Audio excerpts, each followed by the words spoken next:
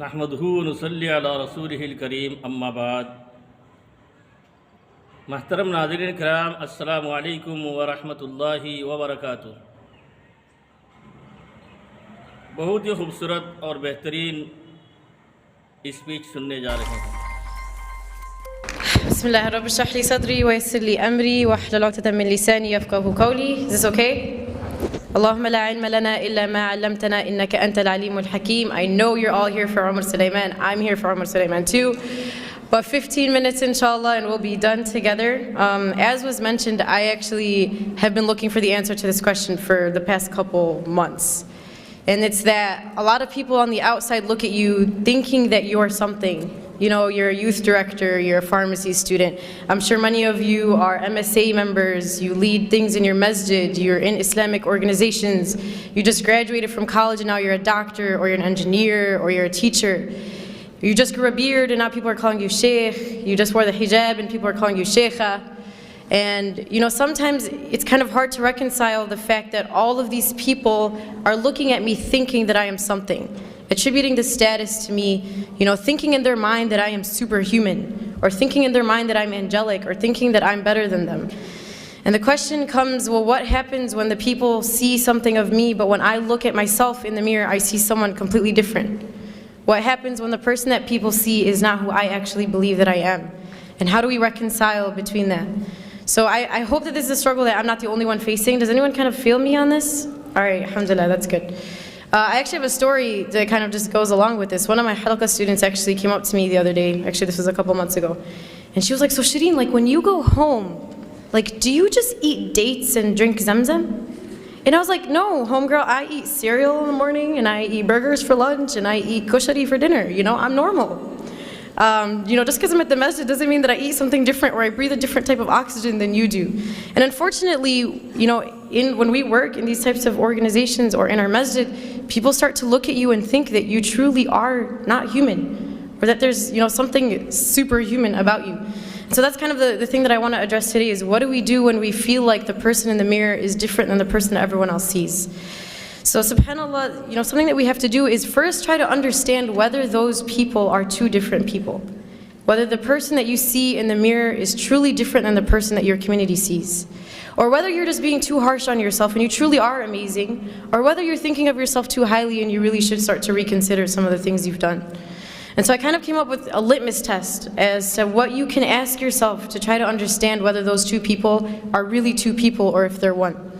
And the first question that you can ask yourself is, and I want you guys to think about this, if I were to go up to someone in your community whom you work with, or if I were to go up to someone, you know, on your shura in the MSA, or someone in your masjid that you work with, or someone that you've mentored in a halaqah, or someone that you work with at work, you know, your co-resident, or whatever it may be, and I were to ask them, you know, tell me about Shereen. Like, what is Shereen like? What does Shereen, when you're with Shereen, how do you feel? When these people are with you, how do they feel when you're around them? And think of that answer. If I were to go up to someone at work or someone that you work with, what would they describe you as? Okay, think about that in your mind. Now, if I were to go and ask your sibling at home, or ask your mother, or ask your father, or ask your brother, what is Shereen like to you? How do you feel when Shereen is around you? How does Shereen make you feel? Do you get a different answer? Is it that the people outside think something of you, and when you treat them a certain way, yet you go home and you treat the people at home differently? And if you find that those two answers are different, then know that there's a problem. And again, I wrote this because I need the answer, and I'm saying this to myself before anyone. My mother's in the audience and she can attest to this. But I'm sure many of us can look within ourselves and say, you know what, those two answers are different. The person that I am on the outside is different than the one I am at home. The person that the community sees of me is different than the one that my mother sees of me. You know, and the Prophet ﷺ told us, he said, خَيْرُكُمْ خَيْرُكُمْ لِأَهْلِهِ وَأَنَا خَيْرُكُمْ لِأَهْلِي. He said that the best among you are the best to your family, and I am the best to my family. Why does the hadith not say, خَيْرُكُمْ خَيْرُكُمْ, the best of you are the best to your communities? Or the best of you are the ones who give the best speeches? Or the best of you are the ones who give the best halaqas? Or the best of you are the best at work? Because it's really easy to be good outside. It's really easy to be nice to the people at work, because if you're not, they're going to subtweet you on Twitter. And if you're not, they're going to think you're terrible. And they're going to have this illusion of who you are, and they're going to talk bad about you. But if you do something bad to your mom, she's not going to disown you, I hope. You know, if you're disrespecting your sister, she's still going to be your sister. But if you do something bad on the outside, you can potentially ruin a relationship. And so that's why it's easy for us to be good on the outside, but it's hard to be good at home. And that's why the hadith goes that the best of you are the best to your family, because your true character comes out at home. When you've had a long day at work or a long day at school, you face a lot of difficulties, a lot of struggle, you've had a hard day, and you've tucked it in so no one sees it of you, no one sees the flaws, no one sees the weaknesses. But then you go home and you unleash the monster. You unleash the thing that's been building within you the entire day. And who do you unleash it to? The people that you should care about most. The people that deserve the most respect from you. You know, and that's what we do. So I need you guys to think about that. And Aisha radiallahu anha was asked about the Prophet ﷺ. She was asked, you know, we know that the Prophet ﷺ on the outside is amazing. Tell us about what he's like at home. We don't get to see him at home. Aisha, tell us what he's like at home. And her response was profound, not just in the way that she described the Prophet, but the fact that it came from her. She said, كَانَ قُرْآنًا يَمْشِي, that he was a walking Qur'an. He wasn't just a walking Qur'an when he was at the masjid. He wasn't just a walking Qur'an when he gave a halaqah. Not just when he was in the community. He was a walking Qur'an when he was at home too. The Qur'an that he was walking, he walked outside and he walked inside. The people who were within his home felt the same way that the people on the outside felt. That's why this is profound. That's why this is important. But I'm sure all of us are trying to be that Qur'an and Yamshi on the outside. We're trying to be that amazing halaqah giver on the outside. We're trying to be awesome to everyone on the outside, yet to the people at home we don't care. And there's a beautiful line of poetry that I read the other day, and it's scary. Listen to this.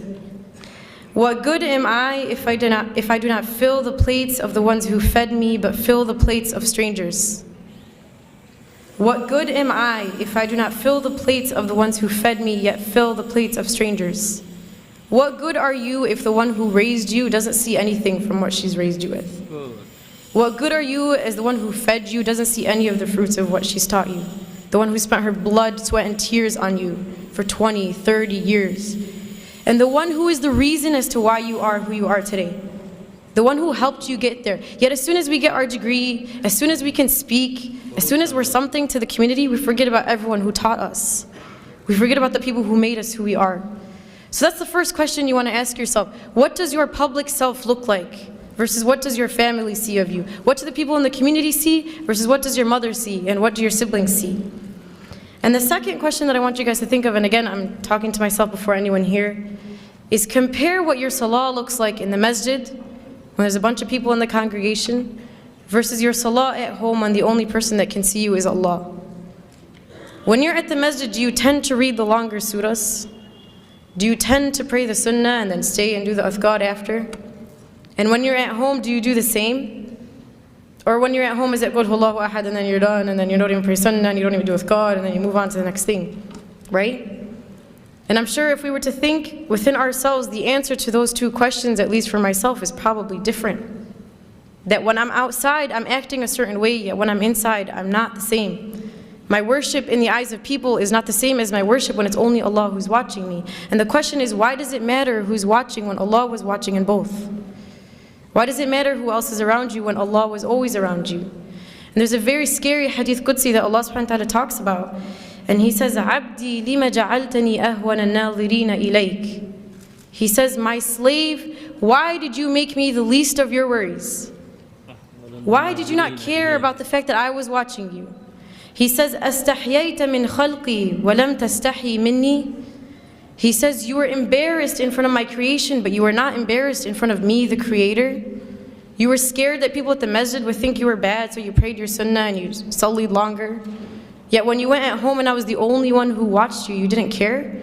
You weren't embarrassed that you read Surah Al-Ikhlas and that's it? You weren't embarrassed that you didn't pray your sunnah? You were embarrassed that you didn't do your ithqad? Why don't you remember that I was watching you, and I was always watching you, and I am always watching you?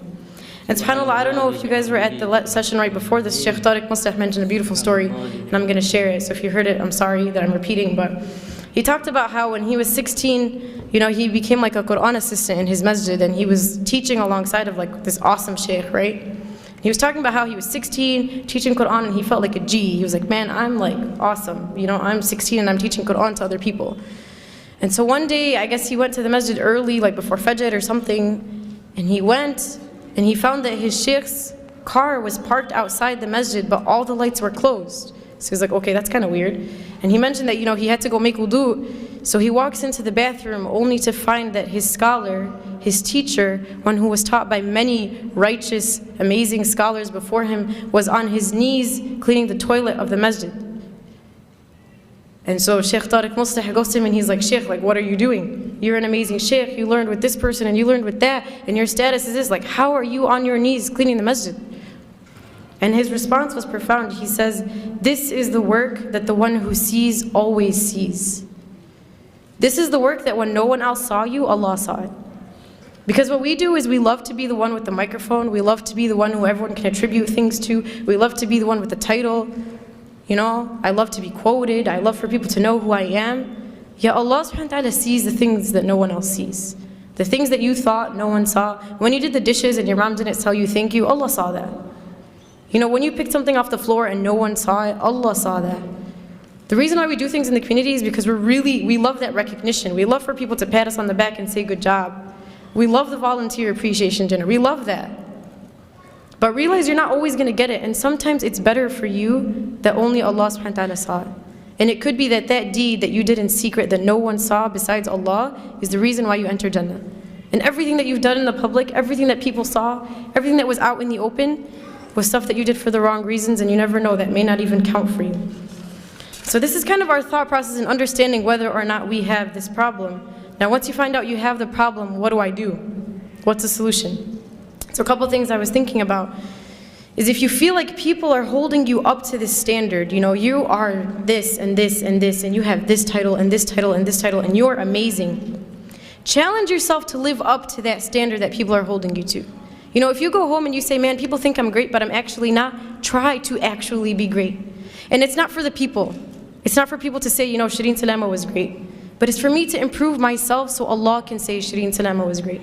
For me to take the standard that you put me at and to try to actually achieve it. Not for you, but for Allah. And the second thing is that for every public deed that you do in the eyes of people, that you double that in your private life, in your private ibadah. That man, if you prayed in the masjid, try to pray at home when no one else can see you besides Allah. Try to wake up when everyone's asleep, in the dark, just you and Allah, create that relationship. And the third, and this is a dua that was taught to us by Abu Bakr radiallahu anhu. He used to receive praise, and there was this beautiful dua that he used to say. And it goes, Allahumma ghfir li ma la ya'lamoon, waj'alni khayran mimma yadhunnun. Which translates to, Oh Allah, forgive me for what they do not know about me, and make me better than what they think that I am. Because it's funny, we like to cover up the fact that all of us have a hidden past. All of us have some secret, all of us have some sin, all of us have something that we've done that no one else knows. But remember that when you're being praised, that you once were in that state. Not to put yourself down, but for you to remember that Allah subhanahu wa ta'ala is the one who brought you there. And finally, and I'll conclude in reminding us that this is a journey. This by no means is something that we are going to accomplish. It's going to be a constant struggle. But at least when we die, we'll be dying on the path and struggle for the sake of Allah subhanahu wa ta'ala. Subhanallah bihamdihi, subhanakallahumma bihamdika, ashhadu an la ilaha illa anta, astaghfiruka wa atubu ilayk. Subhana rabbika rabbil izzati amma yasifun, wa salamun alal mursalin, walhamdulillahi rabbil alamin.